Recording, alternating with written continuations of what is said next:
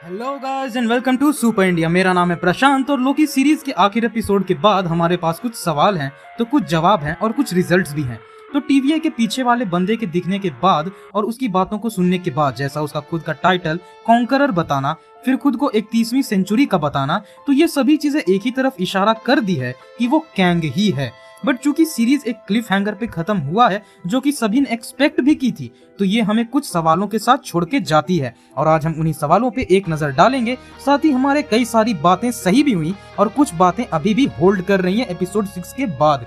तो आज हम कुछ पॉइंट्स पे बात करेंगे और एंड में अपने वीडियो के टाइटल को एप्रोप्रिएट करने की कोशिश करेंगे कि कैसे he is not what he is.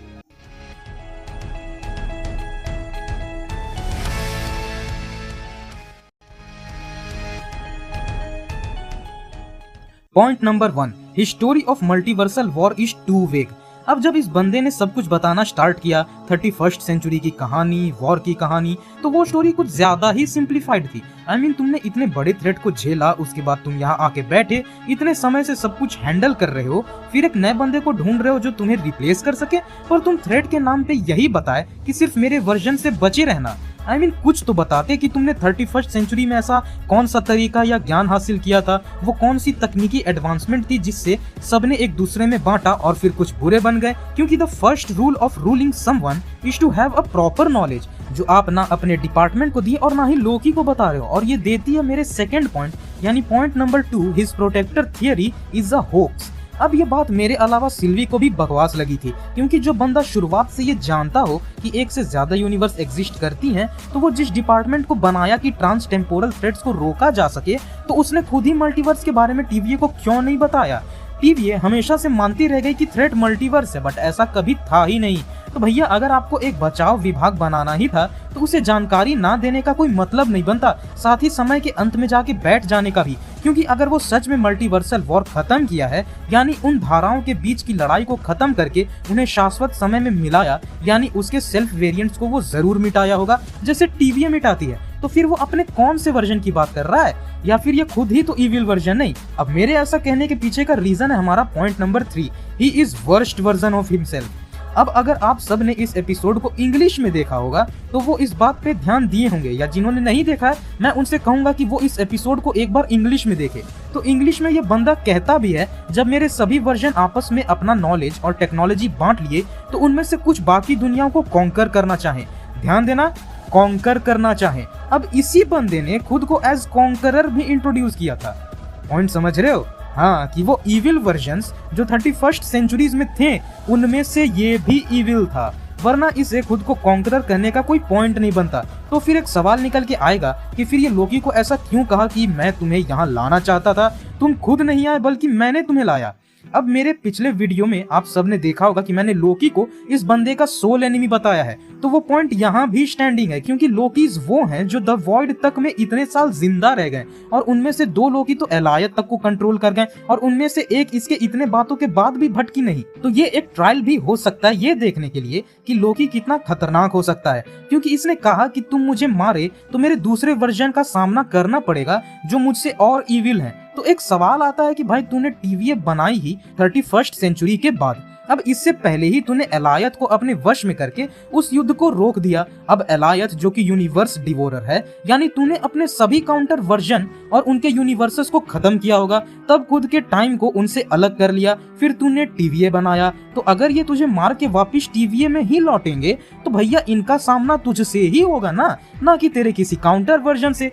और तूने कह रखा है कि वही सब चीजें होंगी जो हुई हैं, तो फिर इसने अपने काउंटर वर्जन की धमकी दी ही क्यों?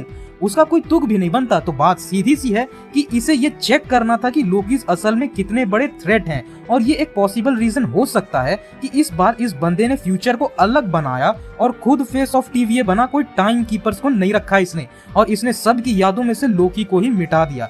बट इन सभी के बीच एपिसोड 6 हमारे कई पिछले पॉइंट्स को सही साबित कर गया, जैसे the person itself is a variant.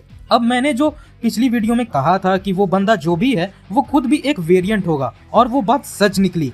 इंसान की नजर में एक थ्रेट बन जाओगे जो टीवीए को सेटअप किया है। मतलब समझ रहे हो कि वो जो भी है वो ये कतई नहीं चाहता कि उसके अलावा कोई और भी टाइम में ट्रैवल करे। अब ऐसा इसलिए क्योंकि बेसिकली वो बंदा जो भी है वो खुद एक टाइम ट्रैवलर है। और एक टाइम ट्रेवलर को टाइम के बाद अगर किसी दूसरी चीज से खतरा है तो वो है खुद एक दूसरा time traveller. Next, all variants are from future यानी आफ्टर 2023। अब कुछ कहेंगे कि रेनस्लेयर तो 2018 में थी, तो तेरी ये बात मैं मानूं कैसे? तो भैया 2018 में तो वो टीचर थी एंड हो सकता है कि थैनोस के स्नैप में रेनस्लेयर भी निकल ली हो और जब वापस आई तब तक टाइम मशीन का आविष्कार तो हो ही चुका था यानी 2023 के बाद। तो फ्यूचर में उसने कुछ ना कुछ ऐसा किया होगा कि उसे एक वेरिएंट घोषित करके TVA में लाया गया। नेक्स्ट, जो कि अभी भी थोड़ी पॉसिबिलिटी है, लोकेशन ऑफ TVA। अब सीरीज भर बात हुई कि समय की धारा, तो भैया एक सवाल आता है कि ये शाश्वत समय की धारा है कहाँ? तो आखिरी एपिसोड में हमने देखा कि समय की धारा तो यहाँ है, इस कासल के आसपास। अब इस पूरे MCU में हमने एक और जगह समय की अनंत धाराएं देखी थी, कहाँ? हाँ जी, क्वांटम रेल में। तो ये एक रास्ता हो सकता है कि कैंग को क्वांटुमेनिया में लाया जाए, बट जितनी बातें इस बंदे ने कही और जैसी इसकी हरकतें थी वो सिल्वी के पॉइंट ऑफ व्यू को जायज ठहराती है कि ये बंदा वैसा नहीं जैसा ये दिख रहा है।